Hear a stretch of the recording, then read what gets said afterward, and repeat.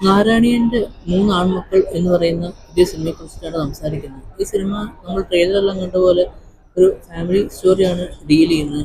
അതുകൊണ്ട് തന്നെ ഒരുപാട് നല്ല മുഹൂർത്തങ്ങൾ സമ്മാനിക്കുന്ന ഒരു സിനിമയാണ് നാരായണീയൻ്റെ മൂന്ന് ആൺമക്കൾ. ഇങ്ങനത്തെ സിനിമകൾ നമ്മൾ നേരത്തെയും കണ്ടിട്ടൊക്കെ ഉണ്ട്. അരയന്നങ്ങളുടെ വീട് പോലത്തെ സിനിമകളെല്ലാം ഈ ഒരു ടൈപ്പിൽ വന്നിട്ടുണ്ടെങ്കിലും ഇതിൽ കുറച്ച് ഇൻറ്റൻസ് ആയിട്ടുള്ള മുഹൂർത്തങ്ങൾ ഈ സിനിമയിൽ വരുന്നുണ്ട്.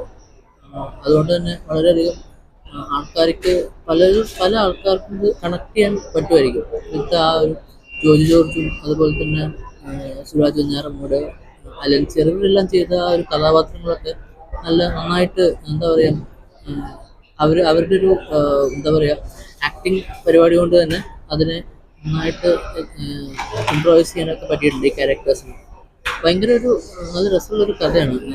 ഒരു വീട്ടിൽ ഒരു തറവാട്ടിൽ അല്ലെങ്കിൽ ഇവിടെ നടക്കുന്ന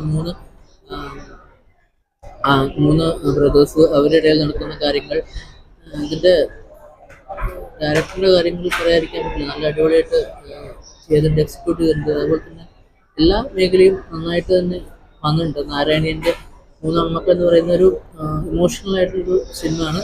അപ്പം എന്തായാലും ഇതുപോലത്തെ കുറേ സിനിമകൾ ഇനിയും ഉണ്ടാവട്ടെ എന്ന് തന്നെ നമുക്ക് പ്രതീക്ഷിക്കാം.